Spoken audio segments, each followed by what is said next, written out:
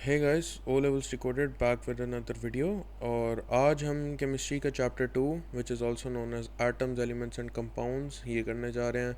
And we are gonna cover it point by point and this video will be in two parts. आज हमने elements, compounds and mixtures पढ़ना है, atomic structure and the periodic table, and हमने isotopes पढ़ना है।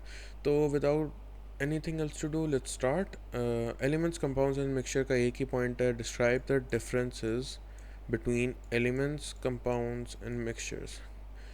अच्छा, इसका ना मैं आपको एक सिंपल सा ना एक एक्सप्लेनेशन देता हूँ कि इन तीनों में आप डिफ़र कैसे कर सकते हो।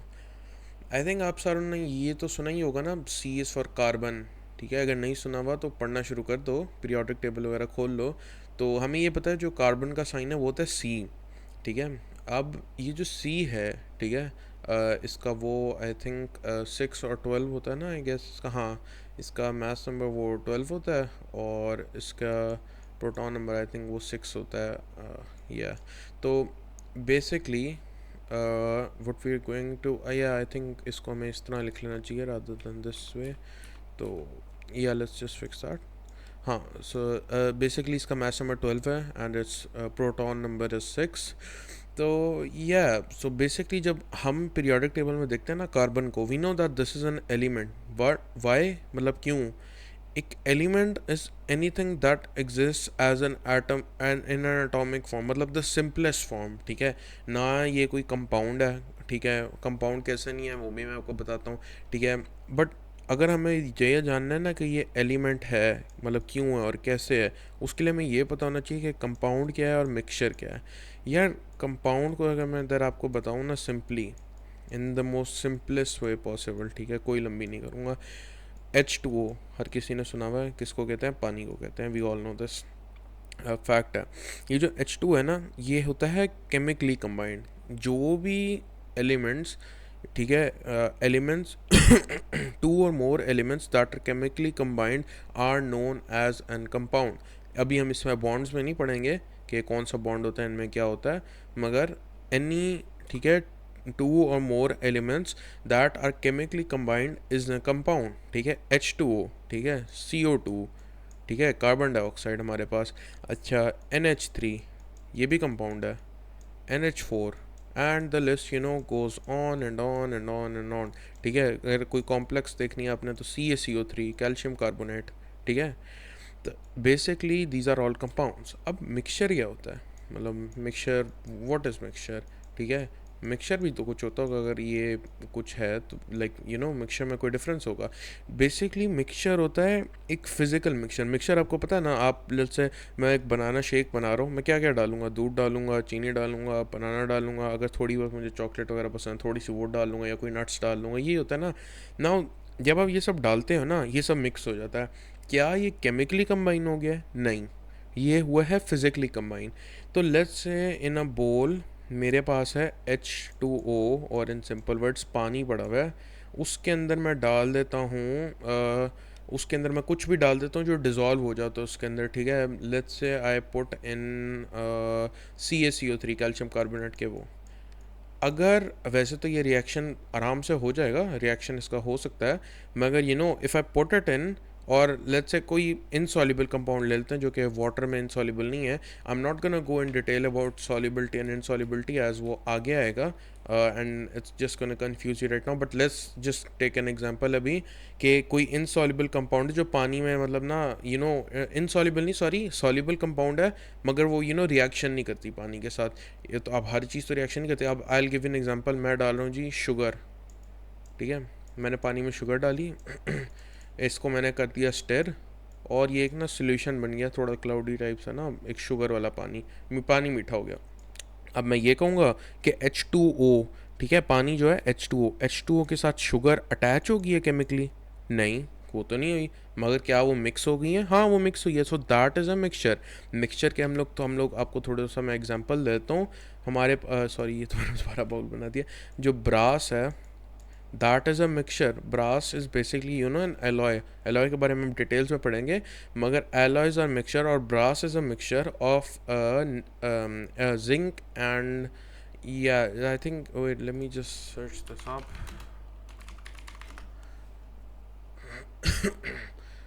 Yeah, so brass is a mixture of metals. Yeah, copper and zinc. Sorry, I was not confirmed about it. तो basically ये होता है copper and zinc का mixture, ठीक है? Copper plus zinc, Cu plus Z and zinc. ठीक है, तो बेसिक जो बात है हमारे पास, that anything that is not chemically combined but physically combined is known as a mixture. अब हमें ये सब तो पता चल गया, ठीक है? तो अब एलिमेंट क्या है? Element is the simplest form of atom. इसमें से मैं सी उठा दूंगा, ये है हमारे पास एलिमेंट.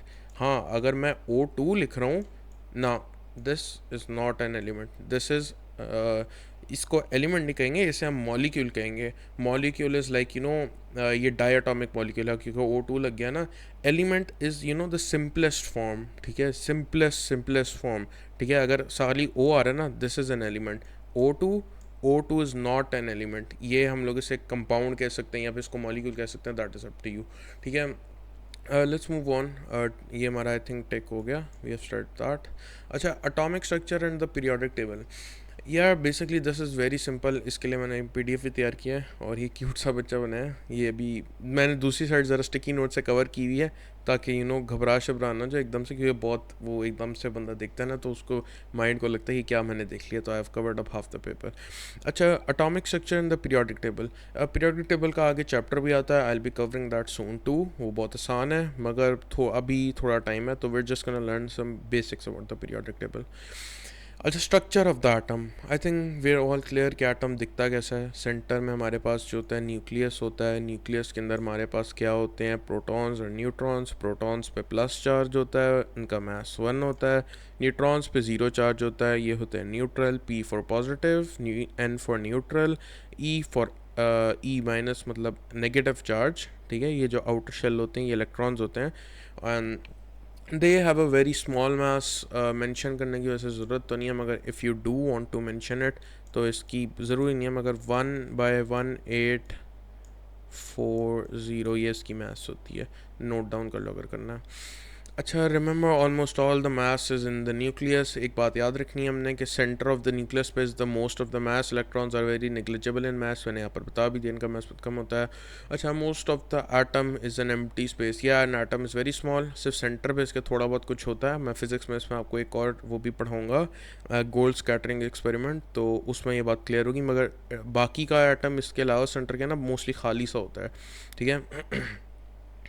अच्छा, we're gonna study अब charges on proton, neutrons and electrons. मैं वैसे बता चुका हूँ मगर आई हाईलाइट दिस अगेन. एक प्रोटॉन जो होता है it has a +1 charge and a relative mass of 1. A neutron has a charge of 0 or neutral and a relative mass of 1. Electron has a charge of -1 and has a mass of almost 1/1836 or 1/1840, जो आपको easy लगे round कर सकते हो, which is very very very very small. अच्छा, उसके बाद we are going to be moving on to atomic number या फिर प्रोटॉन नंबर. ये क्या होता है, क्या भला चीज़ है, ये क्या फजूल है? Atomic number, also known as Z number या फिर represented by Z, is the number of protons in the nucleus of an atom. This is basically known as the proton number as well. उसका एक fancier नाम है atomic number. and proton क्या होता है, number क्या होता है? It is the number of protons in the nucleus. nucleus क्या होता है? उसके अंदर न्यूक्लियॉन्स होते हैं, and both neutrons and protons are nucleons. बात याद रखना है, इसका MCQ एक दो दफ़ा आया हुआ है. What are nucleons? न्यूक्लियॉन्स जो है न्यूक्लियस, न्यूक्लियर, न्यूक्लियॉन्स, इन सारी चीज़ों में ना डिफरेंस है, सेम वर्ड्स नहीं है. न्यूक्लियस जो है हमारे पास वो होता है जिसके अंदर प्रोटॉन्स और न्यूट्रॉन्स होते हैं. It is the centre of the atom.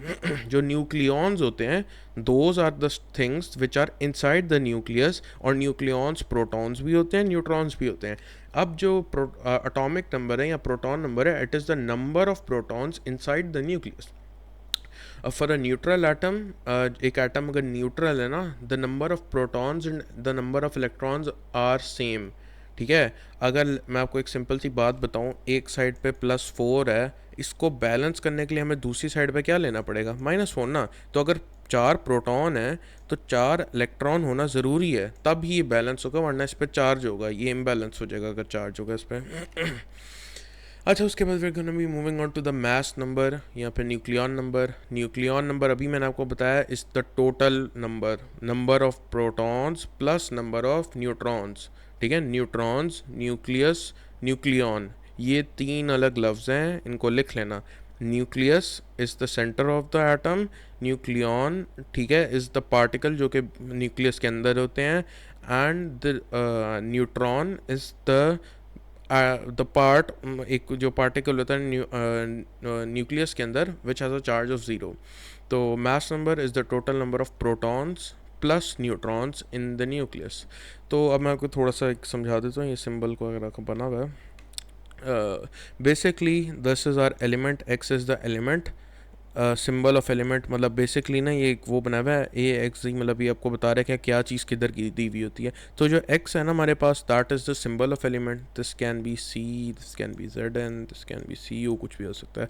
अच्छा, जो ऊपर आता है ना नंबर या ए, जो द ग्रेटर नंबर, इसकी मैं आपको ट्रिक बता रहा हूँ। हर पीरियोडिक टेबल पे ना ऊंच नीच होती है, कोई नीचे रखता है, कोई ऊपर रखता है, कोई लेफ्ट रखता है, कोई राइट रखता है, तो बंदे कन्फ्यूज़ होकर ना दिमाग ख़राब हो जाता है। तो जो सिंपल थिंग इज़, जो बड़ा नंबर है that is a mass number which is protons plus neutrons, and the smaller number और द जी नंबर और the atomic number is the proton only number, जो सिर्फ प्रोटॉन्स है। अच्छा, मैं आपको कहूँ कि आपने न्यूट्रॉन ढूंढने हैं इस एलिमेंट एक्स से, कैसे ढूंढोगे? We are simply just going to minus mass number से अटोमिक नंबर, ठीक है। अगर आप p प्लस एन में से p माइनस कर दोगे तो क्या बचेगा? n बचेगा ना, न्यूट्रॉन्स बचेंगे। तो that is the simple way. अगर मैं आपको कहूँ कि इलेक्ट्रॉन्स कितने हैं, यह देखो एक बात क्लियर है, every electron initially is does not have a charge. हर किसी इलेक्ट्रॉन पे चार्ज नहीं होता, ठीक है। वो क्यों? क्योंकि उसका प्रोटॉन और इलेक्ट्रॉन नंबर सेम होता है, ठीक है। तो अगर इसका z नंबर जो है वो इसका इलेक्ट्रॉन नंबर भी है, मतलब इसका अगर z नंबर 4 है ना तो उसका इलेक्ट्रॉन नंबर भी 4 है, अनलेस एंड अनटिल इसके ऊपर कोई चार्ज है, जैसे -2, फिर कहानी अलग है, वो मैं आपको थोड़ी सी आगे बताता हूँ। मगर अगर कोई चार्ज नहीं है तो जितना प्रोटॉन नंबर है उतने ही इलेक्ट्रॉन है, और वो बैलेंस्ड है। बात क्लियर है? होपफुली क्लियर है। We're gonna be moving to 2.2.5 electronic configuration. बहुत सिंपल है, आराम से सुनना भी हो जाएगा यार। इलेक्ट्रॉनिक कन्फिग्रेशन इज़ बेसिकली कि एक एटम जो है उसका ना आप शेल्स को रिप्रेजेंट कैसे कर रहे हो, ठीक है। ही हाइड्रोजन एटम की एग्जांपल लेते हैं। इसमें ना सिर्फ एक इसका प्रोटॉन नंबर होता है 1, मतलब एक ही इलेक्ट्रॉन। तो ये जो हमारे पास सेंटर में H है, ये न्यूक्लियस है इसका, और इसका एक जो हमारे पास इलेक्ट्रॉन है, this is the electron, blue वाला। अच्छा, जो अब हमारे पास है हीलियम, ठीक है। ये जो हीलियम है ना, इट एक सेकेंड देना मुझे, ये आई थिंक, हाँ, this this is a mistake, या this is a big mistake, don't follow these diagrams, गलत बनाए मैंने जिससे बनवाए थे, he has made this wrong, तो मैं इसे आपको अलग से समझा दूंगा इधर, ठीक है। This is an hydrogen atom, ठीक है। ये इसके शेल बना देता हूँ। इसका है 1, इसमें है 1 इलेक्ट्रॉन, तो आई जस्ट ड्रॉ दिस, बस। अच्छा, मैं आपको बना के दिखाता हूँ। हीलियम, हीलियम का जो हमारे पास है वो number, I think it is 4, right. Helium helium helium नहीं, हीलियम के पास सिर्फ 2 ही वो होते हैं, या हीलियम के पास सिर्फ 2 ही वो होते हैं, इलेक्ट्रॉन्स होते हैं। तो we gonna make the just 2 electrons, ठीक है, simple as it is. Lithium, अब बात थोड़ी सी ना डिफरेंट आ जाती है। वी गोना राइट Li, जब हमने यहाँ पर 2 बना दिए ना, ये एक इलेक्ट्रॉन, ये दूसरा इलेक्ट्रॉन, अब हम इसमें और नहीं लगा सकते। अब हमें बनानी पड़ती है क्या? एक नई शेल, ठीक है। फर्स्ट शेल की लिमिट होती है 2 इलेक्ट्रॉन्स। उसके बाद जितनी भी शेल्स आती हैं, जितनी भी 100 शेल आ जाएं, 200 आ जाएं, वैसे तो एक लिमिट होती है, मगर that is not in O levels, तो I will not tell you that, confuse हो गए। मगर जितनी भी ओ लेवल में आपके शेल्स और आ जाएं, that will have 8 electrons, and then the next shell starts. 1 2 1 2 1 2 1 2, ये हमारे पास शेल फुल होगी। अभी don't just consider this Li, ये Li नहीं है। अच्छा, अब ये 8 पूरी होगी, अब क्या करें? शेल तो पूरी होगी 8, नई शेल बना दो चुप करके। ये ने बना दी नई शेल, इस पे भी 8 की लिमिट है, यहाँ पर 8 लगा दो, फिर नहीं फिर नहीं फिर नहीं, बना सकते हो जितनी मर्जी। तो डायग्राम्स ना फॉलो करना प्लीज़, गलत बने हुए इनको काट ही दो तो बेहतर है।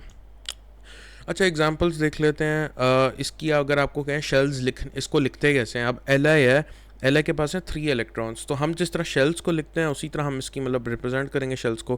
पहली शेल में कितने आएंगे? 2, उसके बाद टोटल है ही 3, तो कितना बच गया? 1। अच्छा, 4 बेरिलियम के, तो पहली शेल में 2, कॉमा, फिर बच कितने गए 2। अच्छा लेट्स से कोई बड़ा नंबर आ गया जी, क्लोरीन Cl 17 इलेक्ट्रॉन्स, दो कर दिए हमने शुरू में, देन दो कर दिए हमने, ठीक है 8, दिस मेक्स इट 10। हमें पता है अब सेकेंड शेल में ओनली 8 आ सकते हैं, 8 से ज़्यादा तो आ ही नहीं सकते, 8 से ज़्यादा आएंगे, अब एक शेल फिट ही नहीं, तो नई शेल, तो एक और कॉमा लगाया। अब 2 + 8 = 10, तो बच कितने गए, 7 बच गए ना, 17 में से 10 निकालो, 7 बच गए, तो अब बाकी के साथ लिख दिए।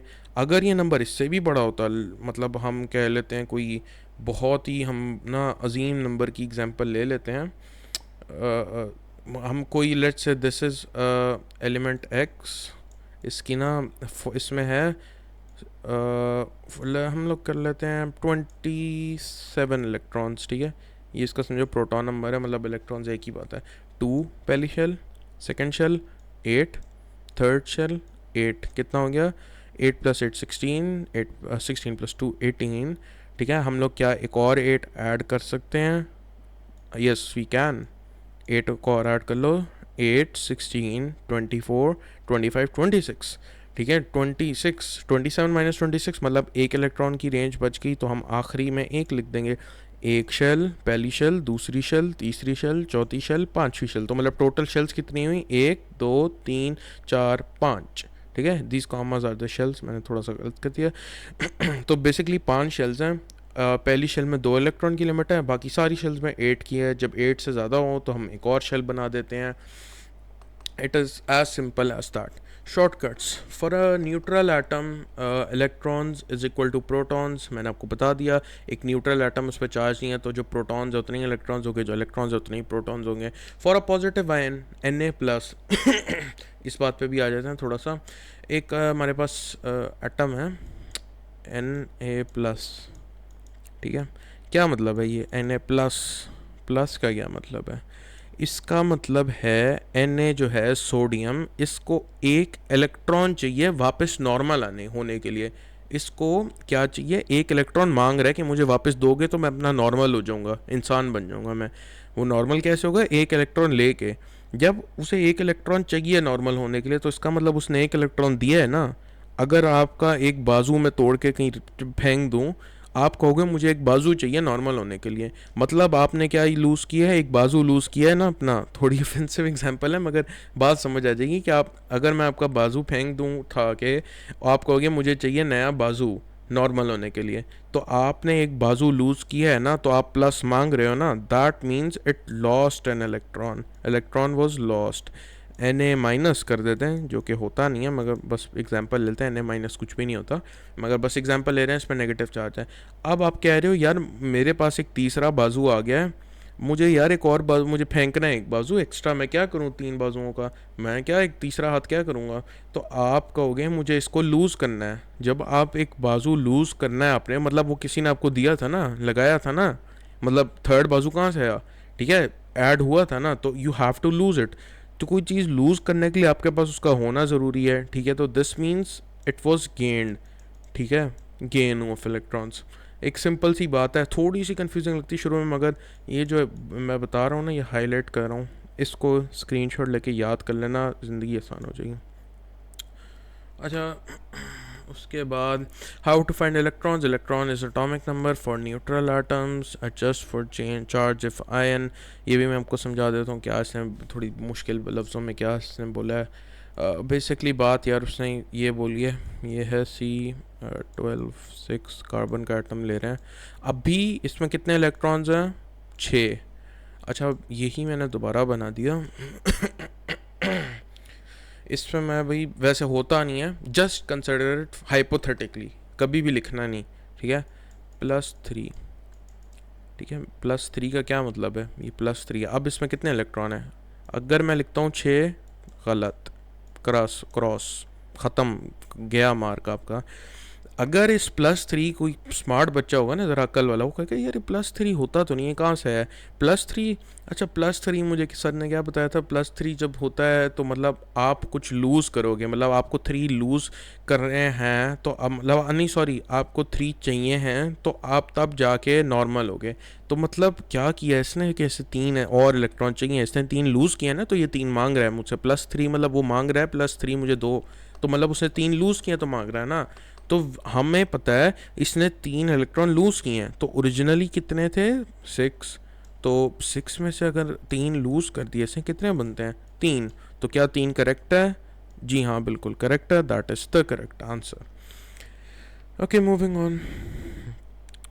ये साइड हो गई है, आई थिंक हम इस प्यारे बच्चे को आई थिंक कर सकते हैं finally good bye, tata bye bye भाई, आप जा सकते हो। इसका सर इधर रह गया, इसको भी हटा देते हैं, इसके सर को हम थोड़ा सा। Okay coming to the other part, ये आइसोटोप्स नहीं है, this is still the part of atomic structure and periodic table. ये पीरियोडिक टेबल के ऊपर है। I am just gonna explain periodic table जल्दी से, आसान सा है ना। मैं चाहता हूँ वीडियो ज़्यादा लंबी हो ना, मैं चाहता हूँ आपका टाइम ज़्यादा वेस्ट हो, ठीक है। ग्रुप्स एंड पीरियड्स, ठीक है। बेसिकली हमारे जो, पहले तो आपको ये बता दूंगा ग्रुप्स क्या हैं पीरियड्स क्या हैं। ये हमारा एक ना मतलब समझ लो पीरियोडिक टेबल है, और लेफ़्ट टू राइट ग्रुप्स हैं। ग्रुप 1 2 3 4 5 6 7 8, ठीक है। और पीरियड्स हैं अप से डाउन, लेफ्ट से बॉटम, ठीक है, 1 2 3 4। सो बेसिकली ग्रुप्स कॉलम्स हैं, पीरियड्स रोज हैं, ठीक है। कोई मुश्किल चीज़ नहीं है, सिंपल सी है, याद कर लो, ठीक है। अच्छा, कुछ general things to remember which will help you in MCQs specially. Group 8, this last group, इसकी बात हो रही है। Noble gases have a full outer shell. इस ग्रुप में आप कुछ भी उठा के देख लो, उसकी जो आखिरी शेल होगी, ठीक है, हमें नहीं फ़र्क पड़ता इसकी बाकी शेलों में क्या है, that will be a full shell, ठीक है। वो पूरी एक शेल होगी हमारे पास। क्या यार, इसको पता नहीं। एक जो हमारे पास, मैं आपको दिखा दूँ, जितनी भी शेल्स हैं उसमें आखिरी शेल जो होगी वो हमारे पास होगी पूरी शेल, ठीक है। क्लियर है यहाँ तक? इसकी खासियत ये है बस। और ये हमें पता कैसे चल रहा है, मतलब क्या अंदाज़ा लगाया यार? ग्रुप, ये जो ग्रुप है ना, ये मैं आपको चलो मैं आपको अभी बताता हूँ, ऐसे ही अगले चैप्टर की बात है थोड़ी सी, मगर आसान सी बात है। जो ग्रुप नंबर है ना, it tells you the number of electrons in the last, और या फिर मोस्ट आउटर मोस्ट शेल, जो सबसे लास्ट शेल है ना या बाहर की शेल है, उसका आपको ना नंबर ऑफ इलेक्ट्रॉन बताता है। तो अगर ये ग्रुप 2 है ना, मतलब इसमें जितने भी एलिमेंट्स जिनकी आउटर मोस्ट शेल, सबसे आखिरी शेल होगी ना, उसमें टोटल 2 इलेक्ट्रॉन होंगे। ये ग्रुप 3 है, इसकी आउटर मोस्ट शेल में 3 इलेक्ट्रॉन होंगे। ये 4 है 4, 5 है 5, 6 है 6, 7 है 7, ठीक है। तो नोबल गैसेज जो है इनकी फुल आउटर शेल होती हैं, और ये अनरिएक्टिव होती है। अनरिएक्टिव मतलब रिएक्ट ही नहीं कर सकती भाई, कुछ है ही नहीं इनके पास रिएक्ट करने के लिए। फुल शेल सेटिस्फाइड है, उन्हें भूख नहीं लग रही। अच्छा, number of outer shell electrons is equal to group number, मैंने आपको बता दिया। अगर नहीं आपको मेरे लफ्ज़ समझ आते तो यहाँ से स्क्रीनशॉट ले लो, ठीक है। Number of occupied shells is equal to period number. बात थोड़ी सी वाहियात है, मैं अगर अभी समझा देता हूँ, ठीक है। आपको ये तो पता है ना, हमने ये गिनना सीखा है कि कितनी शेल्स होती हैं एक एलिमेंट के पास। तो भाई साइंटिस्ट भी अब कोई पागल लोग नहीं है, हर बार बैठ के वो देख गिन के बैठेंगे, अच्छा 2 8 8 कितनी शेल होगी, 3 होगी, नहीं, वो पागल तो नहीं है। जब पीरियोडिक टेबल बनाया गया था ना, तो periods are suppose to represent the number of shells, ठीक है, इंक्लूडिंग वो 2 वाली शेल मिला के। तो पहला पीरियड जो होगा, इट टेल्स यू कितनी शेल, मतलब एक शेल होगी। दूसरा पीरियड बताएगा टोटल शेल्स कितनी होंगी इलेक्ट्रॉन की, 2 शेल्स होंगी, 2,8, मतलब 2,8 ज़रूरी तो नहीं है, मगर टोटल 2 शेल्स बनेंगी। तीसरा पीरियड टेल्स यू 3 शेल, चौथा पीरियड 4 शेल, पाँचवा 5, छठा 6, सिंपल। अच्छा, उसके बाद हम आ जाते हैं एग्जाम्पल्स पे। Sodium 11 is in group 1 period 3। इससे हमें क्या पता लगता है वो ग्रुप 1 में पीरियड 3 में है, ठीक है। हमें इतनी इन्फॉर्मेशन बस उसके बारे में पता है। ग्रुप 1 का हमें आई थिंक ये पता था कि उसके जो आउटर मोस्ट शेल है उसमें 1 इलेक्ट्रॉन होगा, ये हमने किया था। ये हम चेक कर लेते हैं, कन्फिग्रेशन इसी लिखी हुई है, हाँ इसकी आखिरी मोस्ट शेल में तो 1 है, बात तो सही निकली। वो होता है sodium is in period 3। Period 3 हमने पढ़ा था कि 3 शेल होंगी, ये गिन लेते हैं, 1 2, ये तो 3 शेल बन रही हैं, तो मतलब बात तो ठीक होगी ना। 1 outer shell of electron in group 1, 3 occupied shells, ये हमें बताता है पीरियड 3। ग्रुप 1 और पीरियड क्या बताता है, ये एग्जांपल्स हैं। फर्दर मोर, ये एग्जांपल है, ये एग्जांपल है, सारी एग्जांपल्स हैं, पढ़ लेना इन्हें बाद में। आई am just gonna move on. we're gonna move on to isotopes. Easy, very easy topic. What are isotopes? सुनने में भाई मैं तो बताता हूँ, मैंने जब सुना था ना ओ लेवल से मेरी लीक हो गई थी, सीधी सी बात है। मुझे मैं कहा पता नहीं क्या पढ़ने लगे हैं, भला है कोई इतना कुछ अजीब सा लिखा हुआ है, मगर जितना ये आसान टॉपिक है ना, मैं कहता हूँ इससे ज़्यादा आसान टॉपिक है ही नहीं। आइसोटोप एक तो वर्ड डेफिनेशन है, ये याद कर लो, ये करना मस्ट है, ये आ सकती है, ठीक है। मैं आपको वैसे भी बताता हूँ। Isotopes are atoms of the same element that have the same number of protons but different number of neutrons. लंबी बात लिखी है, मैं आसान लफ्ज़ों में बताता हूँ। एक एटम है, उसके जो अंदर न्यूट्रॉन है ना, वो या तो एक दो ज़्यादा है या एक दो कम है। प्रोटॉन सेम है, प्रोटॉन हर एलिमेंट के एटम में सेम है। देखो एक एलिमेंट है कार्बन, कार्बन में डिफरेंट एटम्स होंगे ना, कोई ऊंच नीच हो सकती है। ऊंच नीच किस चीज़ में होती है? न्यूट्रॉन्स में होती है। एग्जाम्पल से इसको समझते हैं, एग्जाम्पल के बगैर समझ नहीं आता। कार्बन एटम है हमारे पास, ये भी कार्बन एटम है, ये है कार्बन 12, ये है कार्बन 14। क्या फ़र्क है? प्रोटॉन 6 हैं, इसमें भी 6 प्रोटॉन है। 6 प्रोटॉन का क्या मतलब होता है? 6 इलेक्ट्रॉन, 6 इलेक्ट्रॉन है, गिन भी सकते हैं यहाँ पर, तो 6 इलेक्ट्रॉन है। शेल्स ज़रा या तो 6 इलेक्ट्रॉन है, ठीक है, ये बात भी क्लियर है हमें। 6 न्यूट्रॉन, 8 न्यूट्रॉन, तो फ़र्क कहाँ पर आता है? डिफरेंट नंबर ऑफ न्यूट्रॉन्स, ठीक है। Isotopes are atoms of the same element that have the same number of protons and electrons but different number of neutrons, ठीक है। सिंपल सी बात है। Remember, isotopes of the same element have the same chemical properties. अगर ये carbon 12 है, ये carbon 14 है, तो इनकी प्रॉपर्टीज़ भाई सेम ही होंगी केमिकल। ये नहीं कि ये पानी में डाल रहे हो तो ये एक्सप्लोड हो रहा है, वो पानी में डाल रहे हो तो वो शुगर बन गया, इस तरह कुछ नहीं होगा। एक चीज़ अगर पानी में डाल के एक्सप्लोड हो रही है, दूसरी भी एक्सप्लोड होगी। क्योंकि वाई, ये होता क्यों ऐसा? Because they have same electronic configuration. Electronic configuration क्या होती है? ये जो सारा मैं आपको शेल वाला और ये सब पढ़ा रहा था ना, ये इलेक्ट्रॉनिक कन्फिग्रेशन है। इलेक्ट्रॉन्स की कन्फिग्रेशन को हम कहते हैं इलेक्ट्रॉनिक कन्फिग्रेशन। तो आप देख सकते हैं दो, तो अच्छा यहाँ पर भी दो, यहाँ पर भी दो, यहाँ पर 1 2 3 4 आउटर मोस्ट में 1 2 3 4, इधर भी। बात समझ आ गई? 4 सेम नंबर, 6 इलेक्ट्रॉन इधर, 6 इलेक्ट्रॉन उधर, सेम इलेक्ट्रॉनिक कन्फिग्रेशन। तो इसकी chemical properties is dependent on the electronic configuration which hence is same. जब ये सेम है तो हमें एक बात तो क्लियर हो गई है कि यस, इनकी केमिकल प्रॉपर्टी सेम है। डिफरेंस कहाँ पर आता है? ये आइसोटोप क्यों बुलाए जाते हैं? कि इसके जो न्यूट्रॉन है वो ज़्यादा है। अब आप एक बात सोच रहे होगे, पीरियोडिक टेबल तो हर किसी ने देखा ही होगा खोल के अभी तक खोल ही लिया होगा ना, गलती से आपने क्लिक करके इधर उधर से खुल गया होगा आपसे। आप कह रहे हो कार्बन जो यार हम पीरियोडिक टेबल पढ़ते हैं वो तो ये 12 6 वाला होता है, तो ये 14 6 एग्जिस्ट करता है, ये इमेजिनरी है? ये भी करता है एग्जिस्ट, मगर द एक्चुअल थिंग इज ये carbon 14 exist in very low percentages, मतलब 0.01% इन द वर्ल्ड होगा ये, और बाकी का 99 ये होगा। एक जनरल एग्जांपल दे रहा हूँ, एक्चुअल नंबर्स नहीं है। तो बेसिकली जो द मोस्ट इसकी ना एक ली जाती है एवरेज। अब इससे कम भी होगा, C12 6 से कम भी है, तो इस सब की जब एवरेज ली तो हमें क्या मिला? C12 6 कार्बन, मतलब जो हम जिस कार्बन को हम जानते हैं। तो परसेंटेज वाइज इसकी वैल्यूएशन होती है कि कौन सा द एवरेज पॉइंट, कि किसको हम एवरेज ले सकते हैं, कौन ज़्यादा है। That is also known as relative atomic mass, जिसको मैं भी एक्सप्लेन करूँगा आगे इस साइड पे।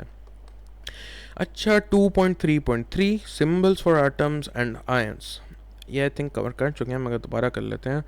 ए is equal to mass number, जो इस साइड पे होता है हमारे पास, दैट द टॉप पे बड़ा number, basically the biggest number is mass number. Mass number क्या होता है? समरी देता जाता हूँ हमको जल्दी से, प्रोटॉन्स प्लस न्यूट्रॉन्स, ठीक है। अच्छा, उसके बाद atomic number which is also known as the proton number, और द जी नंबर जो कि छोटा नंबर होता है मास नंबर से, it is number of protons, और ये हमें क्या बताता है? द नंबर ऑफ इलेक्ट्रॉन्स, और ये सिर्फ इलेक्ट्रॉन्स के नंबर कब बताता है? जब चार्ज ना हो। एक्स जो कि ये है is the symbol of element, element का सिंबल है। ए यू हो गया हमारे पास, उसका silver, sorry A you gold का, ए जी सिल्वर का, इस तरह एक्सेट्रा एक्सेट्रा, ठीक है। उसके बाद क्यू जो हमारे पास ये है, ये क्या होता है? राइट टॉप साइड पे ये +1 +2 -1 -2, आपने देखा ही होगा। This is the charge on ion. ज़रूरी नहीं हर बार हो, चार्ज तब भी मैंने होता है जब लूज़ या गेन हो। प्लस होता है तो हमारे पास इलेक्ट्रॉन लूज़ हो रहे होते हैं, माइनस होता है तो इलेक्ट्रॉन गेन हो रहे होते हैं। लास्ट बात पे आते हैं, क्लास ख़त्म करते हैं। थोड़ी सी लंबी हो गई है, 30 मिनट की हो गई है, मगर बहुत हमने इसको शॉर्ट कर दिया। अब अगला चैप्टर बहुत थोड़ा सा रह गया। रिलेटिव एटॉमिक मास और AR, ये क्या होती है? AR इज़ रिलेटिव एटॉमिक मास, और इसका फार्मूला याद कर लो यार, ज़्यादा ना इस पर सोचो, मैं तो कहता हूँ, मुझे बहुत अजीब लगता था। Some of basically mass number times abundance. थोड़ा ये आपको समझाना पड़ेगा तो आपको समझ आएगी। मुझे माजरत है, थोड़ी सी क्लास लंबी हो रही है, मगर कुछ ना कुछ ग्रेड ऐसे ही तो नहीं आते ना, फिर थोड़ा सा आपको एफर्ट पुट इन करनी पड़ती है। ठीक है, 35-17, 37-17, ठीक है, 35-17 और 37-17, ये दो हमारी, ये आइसोटोप है हमारे पास क्लोरीन का, और इसकी परसेंटेजेस हमें क्वेश्चन में अक्सर ना दी होती हैं, या फिर वो आपने ढूंढनी होती है, बहुत सारा होता है। बेसिकली फार्मूला एक है, उससे आपको कुछ भी करवा सकते हैं। ठीक है, 75% हमारे पास वर्ल्ड में है क्लोरीन 35-17 वाला, 25 जो बाकी का है वो है 37-17 वाला। ठीक है, फ़र्क क्या है, इसके दो न्यूट्रॉन ज़्यादा हैं। अब हमने फाइंड करनी है जी ए आर क्या होती है, वही जो मैथ्स आपके उसमें लिखी हुई है ना पीरियोडिक टेबल में। पीरियोडिक टेबल में पता है क्या लिखा हुआ है, Cl35.517। ये कहाँ से आया, दैट इज़ ए आर कहाँ से आई, अभी निकाल लेते हैं, कोई मसले वाला काम है ए आर निकालना, छोटा सा काम है, अभी हो जाएगा 1 सेकेंड में। टेक, मैं आपको फार्मूला एक दफ़ा दिखा भी देता हूँ।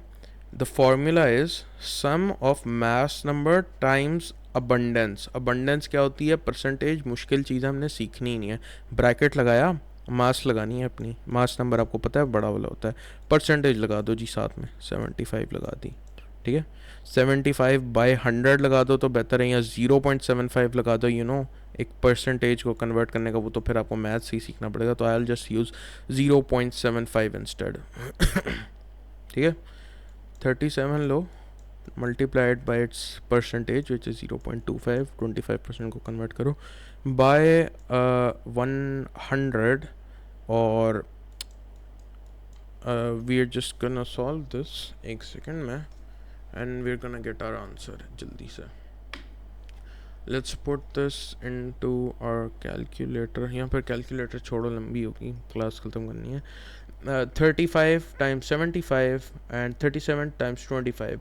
अच्छा, yeah, this is not related with maths at all, तो we're just gonna never mind, don't use the decimals, we're just gonna use the percentage number instead। 75 35 by 37 × 25। वो भी तरीका होता है, मगर उसमें फिर आपको एंड में 100 से मल्टीप्लाई करना पड़ेगा। लंबा काम हमने नहीं करना ना, हमने अभी कहा कि हम स्किप करें लंबे काम को। Yeah so basically these are suppose to be added, and plus sign लगाना यहाँ पर भूल गया था मैंने, स्मॉल लेवल दिया, थोड़ा टाइम हो गया, थोड़ी चीज़ें आपको मुझे भूल गई हैं, मगर या प्लस साइन है बीच में, and you're just gonna solve this and your answer is gonna be 35.5। अब वो क्या कर सकता है, ठीक है, मैं आपको इधर समझाता हूँ, मैंने बड़े गंदा लिखा है, मेरी राइटिंग ही गंदी होती है हमेशा।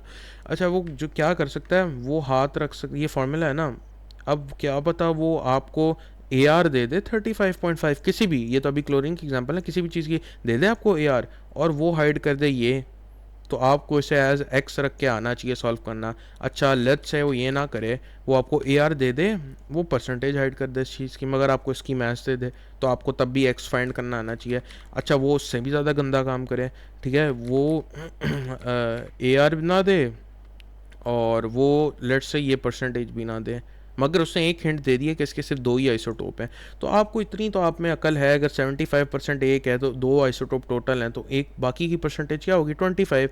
ये लगा दोगे आप यहाँ पर, आप सॉल्व कर लोगे, सॉल्व करोगे तो आंसर आपका आ जाएगा, सिंपल एज इट इज़ 35.5। ये किसी भी चीज़ के लिए हो सकता है। And yeah I think this is, yeah we have covered more than half of the syllabus, 2.3 तक हो गया, and in the next video we are gonna cover the next part. बहुत ईजी है, जल्दी से हो जाएगा। Please guys, share this video, like करो, subscribe करो, it takes a lot of time to prepare these lectures for you and I'm doing it completely for free, no monetization, कोई courses शोर्सेस कुछ भी नहीं है, तो just like and subscribe, that helps a lot, support बहुत बंदे को motivation मिलती है। And yes, I'll see you in another video, goodbye।